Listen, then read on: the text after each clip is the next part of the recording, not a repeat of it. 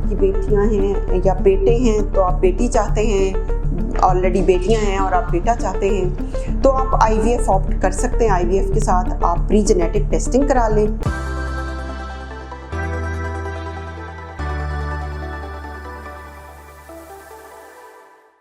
अस्सलाम वालेकुम, मेरा नाम डॉक्टर तंजीला रहमान है। मैं कंसल्टेंट ऑब्स्टेट्रिशियन एंड गायनेकोलॉजिस्ट हूँ। पेशेंट्स हमारे पास आते हैं और पूछते हैं कि कोई मेडिसिन है, टैबलेट्स या इंजेक्शन जिसके बाद मेल चाइल्ड या बेटा होने की गारंटी हो सके। तो उनके लिए मेरा आंसर ये है कि अभी तक तो कोई ऐसी दवाई बनी नहीं है कि जिससे बेटा होने की ही गारंटी दी जा सके। क्योंकि थोड़ा सा आपको समझाने के लिए बताऊंगी कि ये कुदरत की तरफ से कैसे डिटरमिन होता है कि बेटा होगा या बेटी होगी।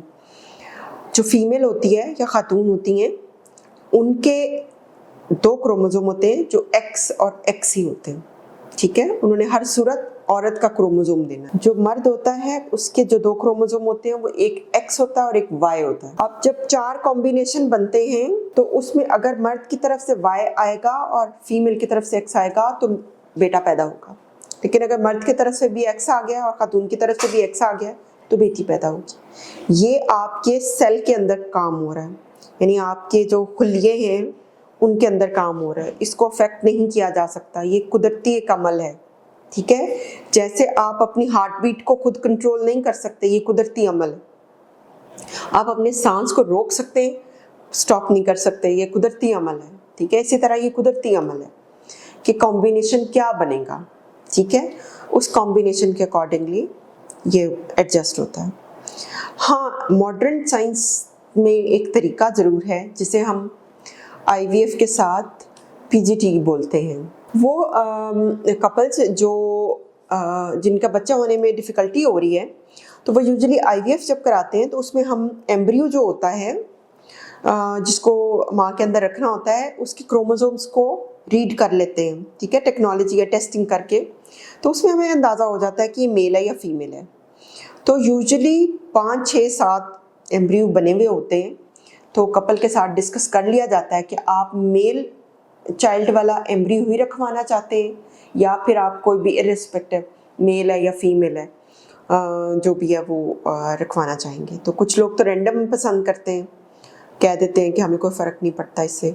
लेकिन कुछ लोग स्पेसिफिकली बेटे के लिए कहते हैं तो उनके अंदर जो 2 एम्ब्रियो रखे जाते हैं वो दोनों मेल चाइल्ड रखे जाते हैं, ठीक है।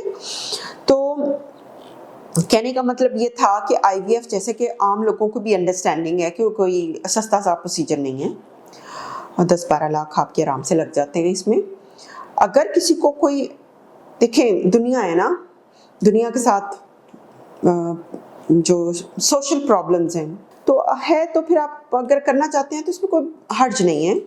अगर आप 3-4 आपकी बेटियां हैं या बेटे हैं तो आप बेटी चाहते हैं, ऑलरेडी बेटियां हैं और आप बेटा चाहते हैं, तो आप IVF ऑप्ट कर सकते हैं। IVF के साथ आप प्री जेनेटिक टेस्टिंग करा लें।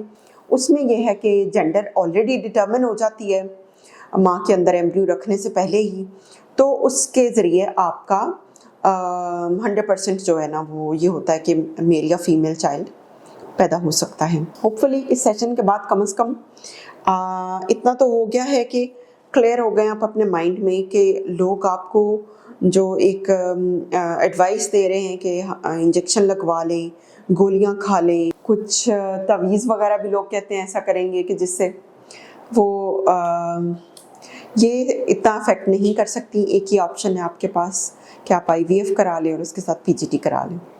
Thank you.